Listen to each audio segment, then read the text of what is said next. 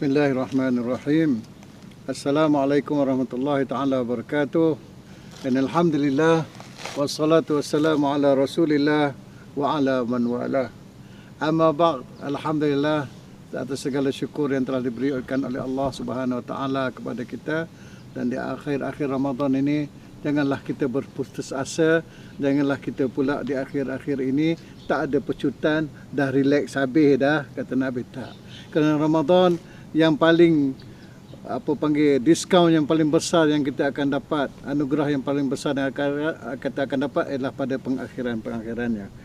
Jadi kita sambung kembali dengan mutiara yang dapat kita kutip daripada kitab Al-Ghazali Minhajul Abidin, ataupun metodologi ataupun sistem orang-orang yang ingin beribadat, ingin menyembah Allah Subhanahu Wa Taala, menjadi hamba-hamba kepada Allah Subhanahu Wa Taala, dan kita sentiasa akan dicabar oleh halangan-halangan yang akan cuba menyekatkan kita atau melambatkan kita untuk sampai kepada kesedaran Allah Subhanahu Wa Taala, untuk meningkatkan diri daripada hanya seorang Muslim yang hanya taat kepada hukum hakam dan syariah, kepada seorang mukmin yang ada hubungannya di dalam hati dengan Allah Subhanahu Wa Taala, dan segala perintah yang diikut ini dan segala larangan yang dijauhi adalah kerana Allah Subhanahu Wa Taala, dan seterusnya meningkat lagi untuk sampai kepada taraf ihsan, iaitu tidak pernah putus ingatan daripada Allah Subhanahu Wa Taala,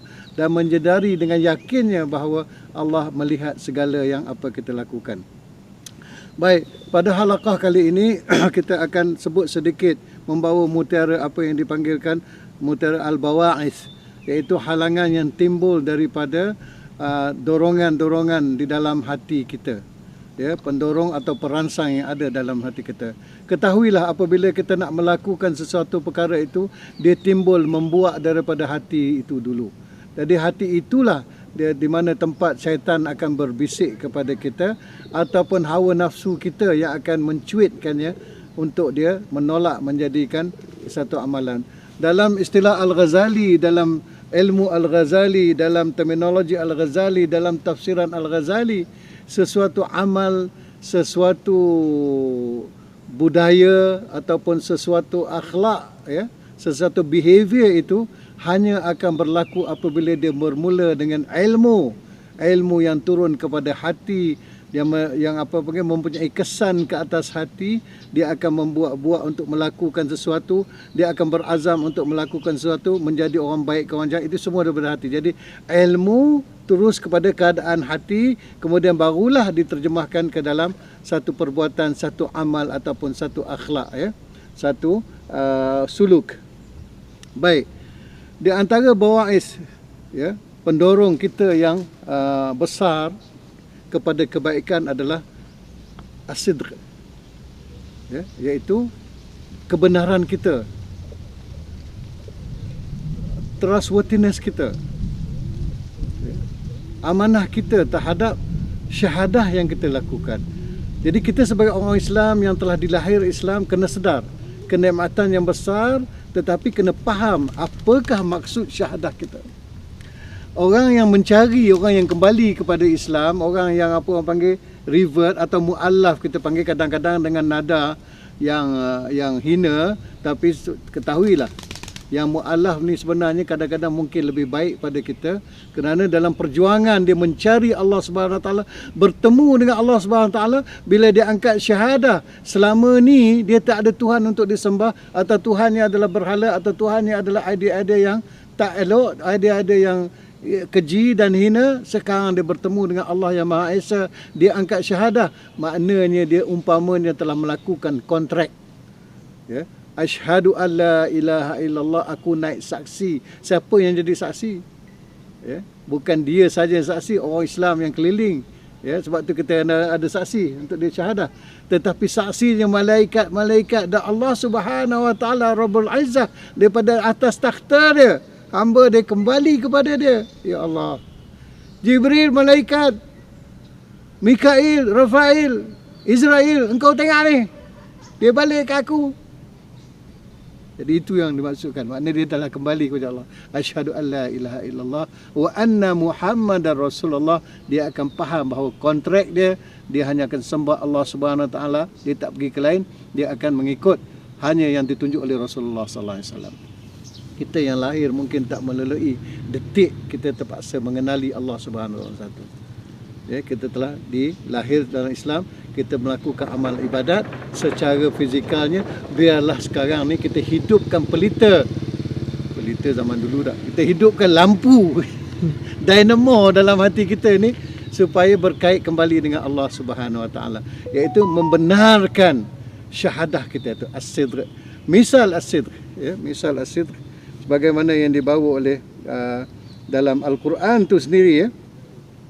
Masa ketika nak perang Tabuk, ya, pada tahun kesusahan tu, ya, orang-orang Islam ni ramailah yang nak pergi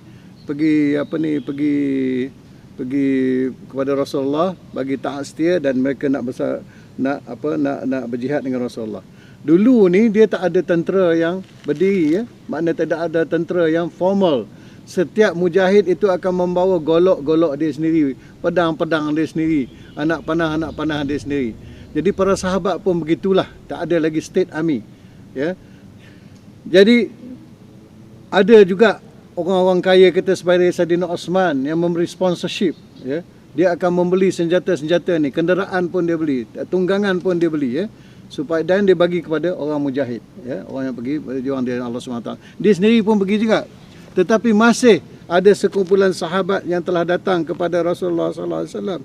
Ya Rasulullah, kami ingin berjihad bersamamu, ya. Tetapi sponsorship pun dah habis. Rasulullah tak ada benda lagi dah nak bagi. Jadi Allah dalam Quran berkata apabila berlaku jihad, orang Islam kena menjalankan jihad, kecuali mereka yang tua, yang sakit, yang gitu. Dan mereka ini, iaitu mereka yang telah datang kepada Rasulullah dengan sidq, dengan kebenaran nak pergi berjihad, tapi tak ada alat-alat perang. Dan bila Rasulullah SAW berkata, minta maaf saudaraku, dah habis dah, tak ada lagi dah kelengkapan. Jadi tak boleh pergi kalau tak ada senjata. Sebab apa? Membunuh diri, ya, tak ada dah kelengkapan. Tengok keadaan mereka. Wala 'alal ladzina idza ma atauka litahmilahum qulta la ajidu ma ahmilukum alaih. Dan tidak juga dosa ini berlaku ke atas mereka yang telah datang kepada kamu untuk memohon pergi jihad dan memberi senjata kepada mereka, dan kamu telah berkata, minta maaf, aku tak ada apa yang boleh aku beri dari sudut senjata. Tawallaw wa a'yunuhum tafidu minad dam'i hazana alla yajiduna ma yunfiqun. Mereka akan berpaling, tawallau, dan mata mereka digenangi air mata kesedihan kerana kamu tidak mempunyai apa yang mereka inginkan, iaitu senjata. Jadi apakah kita lihat orang macam ni, para sahabat ridwanullah alaihim yang tak ada, yang miskin, tak boleh nak pergi jihad sebab tak ada senjata, tetapi menangis kerana itulah kesedihan mereka, ya, tak dapat menjalankan jihad. Ini adalah satu keimanan, kebenaran di dalam keimanan mereka. Apakah kamu lihat bahawa Allah akan membiarkan begitu sahaja? Tidak, ya. Rasulullah SAW telah bersabda selepas kejadian ini, memberitahu kepada para sahabat mereka sekalian, askar tentera Islam yang telah nak bergerak, wahai saudaraku, sesungguhnya kita tinggal di belakang kita di Madinah satu kaum, tidak ada sesuatu pun wadi yang kita lalu, dan tidak ada sesuatu pun laluan yang kita lalu, kecuali mereka bersama kita, ya. Tetapi mereka dikekang oleh keuzuran mereka itu. Jadi mereka pun mendapat pahala, Allah akan bagi di atas kesidq ataupun kebenaran mereka itu. Yang kedua, di antara bawais adalah keikhlasan.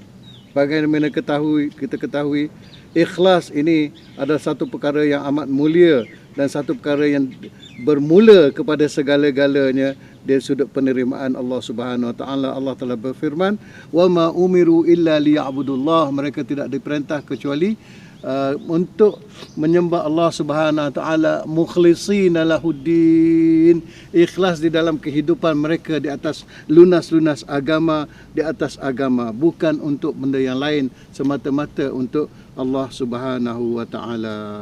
Wabillahi taufiq wa hidayah. Wassalamualaikum warahmatullahi taala wabarakatuh.